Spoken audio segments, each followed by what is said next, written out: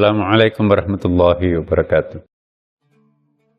Para pemirsa dimanapun juga berada, ya, topik kita hari ini adalah Bismillahirrahmanirrahim.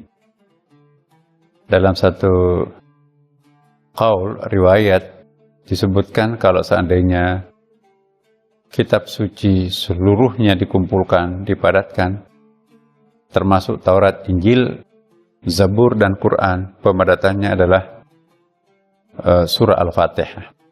Kalau dipadatkan surah Al-Fatihah, pemadatannya adalah Bismillahirrahmanirrahim.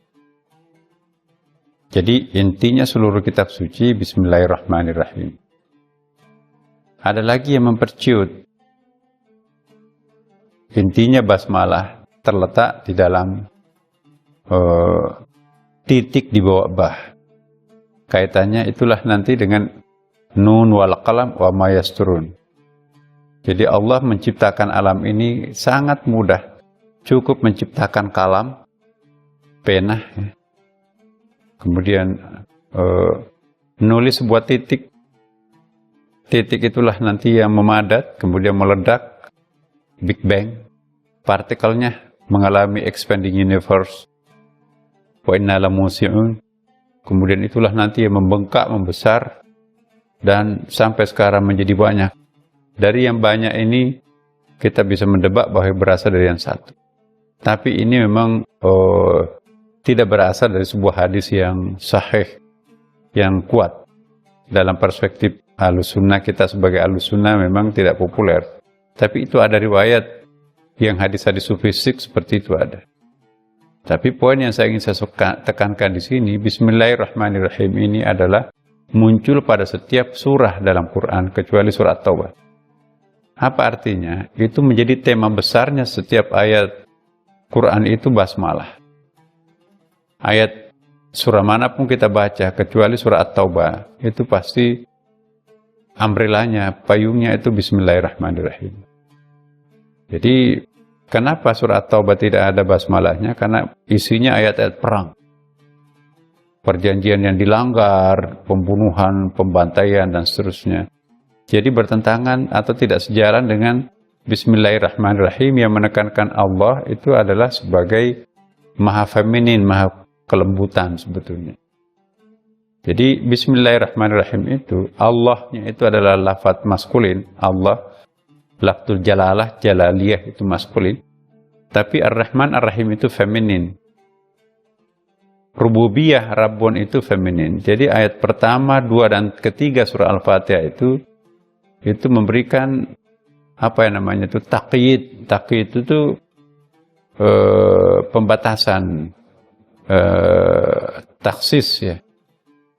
Bismillahirrahmanirrahim, Allah yang paling pertama disebutkan, tapi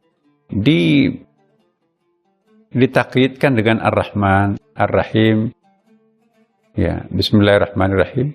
Kemudian Alhamdulillahi Rabbil Alamin. Rabbun di situ di ayat kedua. Ayat ketiga lagi muncul Ar-Rahmanirrahim. Berarti dua kali Ar-Rahman, dua kali Ar-Rahim, satu kali Rabbun. Itu menekankan aspek femininity-nya, kelembutannya Allah Subhanahu wa Ta'ala. Jadi Allah lebih menonjol sebagai the mother of God daripada the father of God. Tuhan keperempuanannya dominan daripada kelelakiannya. Ini dalam perspektif teosofinya. Nah, jadi para pemirsa, basmalah ini seluruh nabi bersahabat, ada hadisnya kan. Nabi Adam sampai Nabi Muhammad SAW itu berkenalan dengan basmalah semuanya. Tidak ada satu nabi pun yang tidak mengenal basmalah. Karena itu kita pun juga sebagai umat Nabi Muhammad SAW, Nabi mewanti-wanti kita, apapun yang kalian akan kerjakan, ungkapkanlah, bacalah dengan basmalah. Karena basmalah itu litabarruk di situ. Albanya di situ itu dengan terjemahnya Cak Nur, atas nama Allah yang Maha Pengasih, Maha Penyayang. Kalau terjemahan regulernya kita di Kementerian Agama dengan nama Allah. Dengan nama Allah atau atas nama Allah itu masing-masing punya penjelasan tersendiri yang dulu pernah kita bahas dalam kelas. Nah, poin yang saya ingin saya simpulkan, mari kita menempuh perjalanan hidup ini dengan mewarnai hidup kita dengan Bismillahirrahmanirrahim.